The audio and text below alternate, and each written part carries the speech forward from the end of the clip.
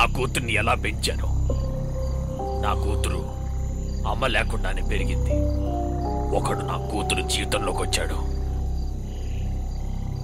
నేను వాణ్ణి చంపాలి. అందుకనే నిన్ను వెతుక్కుంటా వచ్చాను. వాడిప్పుడెక్కడున్నాడు? బయటికి రా. రా.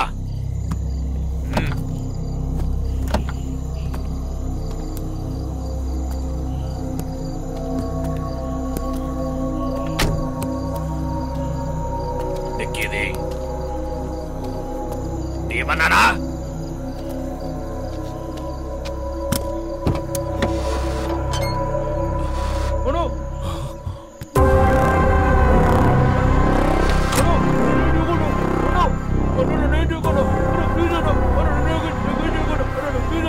నాకు తెలుసు వీడు నీ మనిషి అని. అందుకనే నీ వెనకే వచ్చాను. వీడిని నీ చేతితో నువ్వే చంపాలి. అదే నా ప్లాన్. నా కూతుర్ని చంపిన దానికి ఈ రోజు వీడిని చంపిన ప్రతీకారం తీర్చుకోవాలి.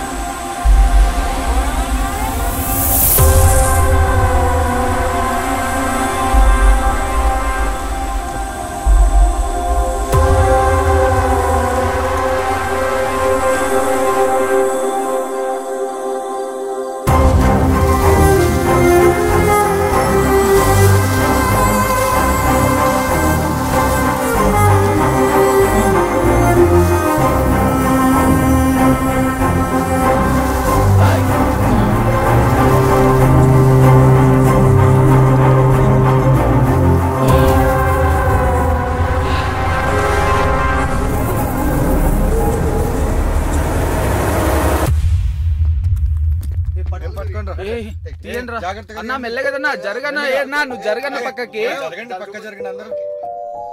అన్నా హలో నన్ను ప్లీజ్ అన్నా.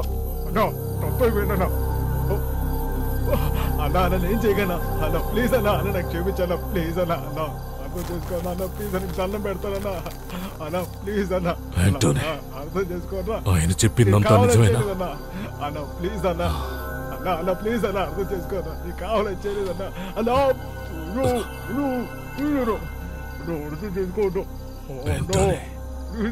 10-15 సంవత్సరాల నుంచి నిన్ను తమ్ముళ్ళ చూసుకుంటున్నాను. కానీ ఇప్పుడు నువ్వు నేను అంత మంచివాడిని కాదా? ఎప్పుడైనా నేను అమ్మాయి మీద చేయి వేయడం చూసావా?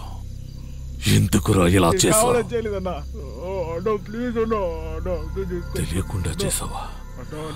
తెలియకుండా చేసావురా నువ్వు? నువ్వు నాకు అక్కర్లేదు. నువ్వు నాకు అక్కర్లేదురా. అమ్మాయి కనబడ్డం లేదని తీసుకున్న డీల్ ఇదే. ఒక ఆడపిల్ల తండ్రిగా నేను తీసుకున్న డిసిషన్ ఇదే. పదండి.